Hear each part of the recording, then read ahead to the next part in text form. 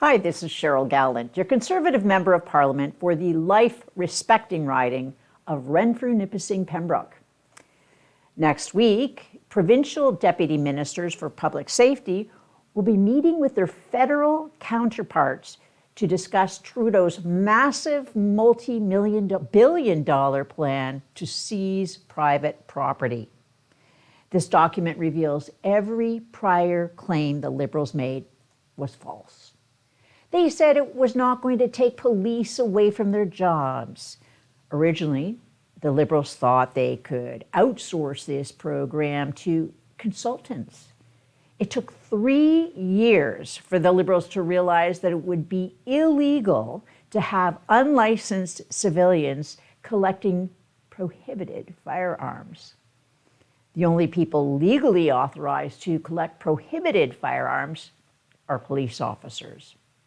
So now the Liberals are trying to figure out how they can have the police run their firearms confiscation program without admitting they're using up police resources.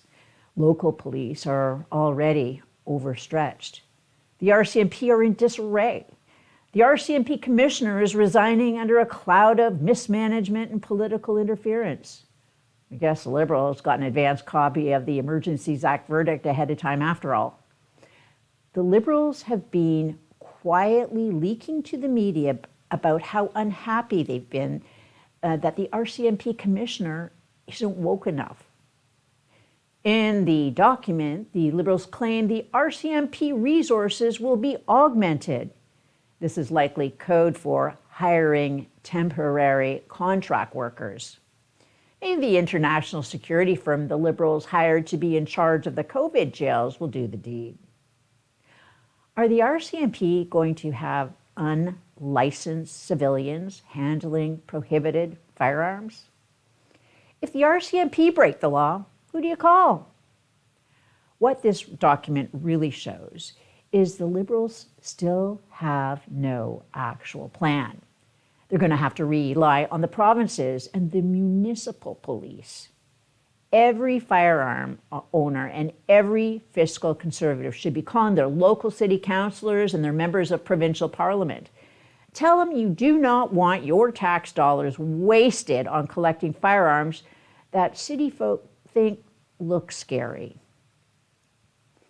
After 8 years of this Prime Minister, Canada has gone from being a country where assisted suicide was illegal to a country that assists with the deaths of more of its citizens than any other nation on earth. Following the Supreme Court decision to overturn its own precedent, Canada established a regime to allow people suffering intolerable pain and whose deaths were foreseeable to receive physician assistance in ending their lives. This was called medical assistance in dying because the people receiving medical assistance were dying. Then, a single judge in Quebec ruled that restricting it to just people who were dying was a violation of their rights. The Liberals embraced that decision. They did not appeal it. They expanded it to include people who were not dying and said starting in March of this year, people with mental illness would be eligible.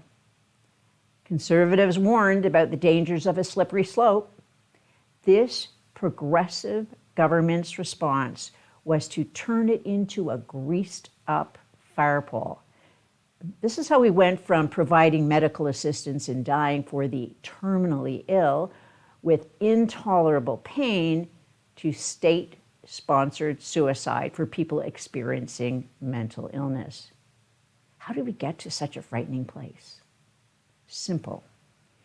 This is just the logical conclusion to a progressive ideology. To fully appreciate this, we just have to look at the birth of the progressive ideology and its loving embrace of eugenics.